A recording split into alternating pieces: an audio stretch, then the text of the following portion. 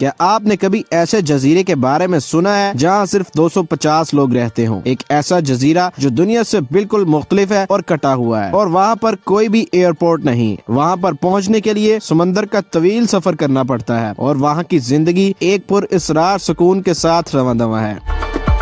کرسٹن ڈا کنیا دنیا کا سب سے تنہا اور پر اسرار جزیرہ، لیکن سوال یہ ہے کہ یہ جزیرہ آخر اتنا تنہا کیوں ہے؟ یہاں کے لوگ کیسے زندہ رہتے ہیں اور دنیا کے باقی حصے سے ان کا کیا تعلق ہے؟ آج ہم آپ کو لے کر جا رہے ہیں ایک دلچسپ سفر پر اس انوکھے جزیرے کی کہانی کے لیے، لیکن اس سے پہلے آپ سے درخواست ہے کہ ورلڈ ان اردو چینل کو سبسکرائب کریں، کیونکہ یہاں پر ہم دنیا کی دلچسپ اور انوکھی کہانیاں آپ تک پہنچاتے ہیں۔ اگر آپ کو ہماری ویڈیوز پسند آتی ہیں تو آپ سے گزارش ہے کہ ہماری ویڈیوز کو لائک بھی کیا کریں اور چینل کو سبسکرائب بھی کر دیں۔ تو چلیے ویڈیو کا آغاز کرتے ہیں۔ پیارے دوستو، ورلڈ ان اردو میں سلمان بیگ کی طرف سے السلام علیکم۔ سب سے پہلے بات کرتے ہیں کہ دنیا کا سب سے انوکھا جزیرہ کہاں پر واقع ہے۔ کرسٹن ڈا کنیا اٹلانٹک اوشن میں واقع ہے، ایک ایسی جگہ جہاں نہ کوئی قریبی شہر ہے اور نہ ہی کوئی بڑی زمین۔ یہ جزیرہ برطانیہ کی ایک سمندر پار سرزمین ہے اور لندن سے تقریباً 10,000 کلومیٹر دور ہے۔ یہاں پر لوگوں کی آبادی اتنی کم ہے، دنیا کی سب سے چھوٹی کمیونٹیز میں سے ایک ہے، جہاں پر صرف 250 لوگ رہتے ہیں۔ ان سب کا تعلق چند مخصوص خاندانوں سے ہے جو کئی نسلوں سے یہاں پر آباد ہیں۔ یہ لوگ ایڈمبرگ آف دی 7 سیز نامی گاؤں میں رہتے ہیں، جو اس جزیرے کا واحد رہائشی علاقہ ہے۔ اب بات کرتے ہیں کہ یہاں کی زندگی کیسی ہے۔ یہاں کے لوگ خود کفیل زندگی گزارتے ہیں۔ زراعت اور ماہی گیری ان کی معیشت کا بنیادی ذریعہ ہے، اور وہ اپنی ضروریات پوری کرنے کے لیے سبزیاں اگاتے ہیں اور بھیڑ بکریاں پالتے ہیں۔ یہاں کوئی شاپنگ مال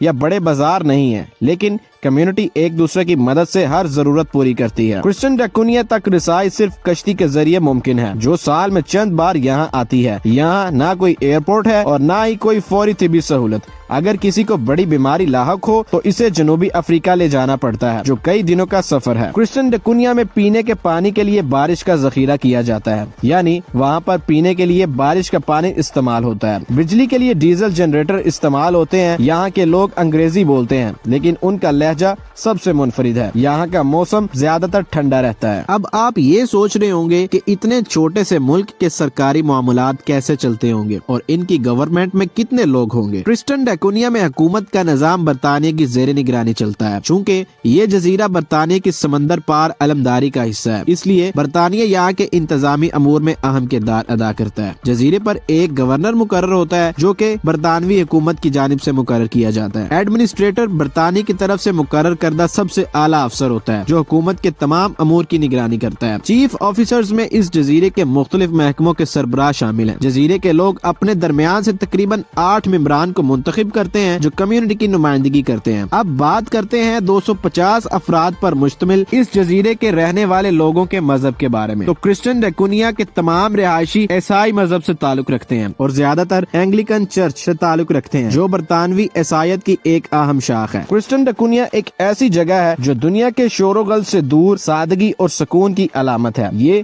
ہمیں سبق دیتی ہے کہ کم وسائل کے باوجود ایک خوشحال زندگی گزاری جا سکتی ہے۔ تو دوستو، آپ کو یہ جزیرہ کیسا لگا؟ آپ یہاں رہنا چاہیں گے؟ اپنی رائے کمنٹس میں ضرور دیا کریں، اور اگر آپ کو ویڈیو پسند آئی ہو تو ویڈیو کو لائک کریں اور کمنٹس میں اپنی رائے ضرور دیا کریں۔ ملیں گے ایک نئی ویڈیو کے ساتھ، تب تک کے لیے اللہ حافظ۔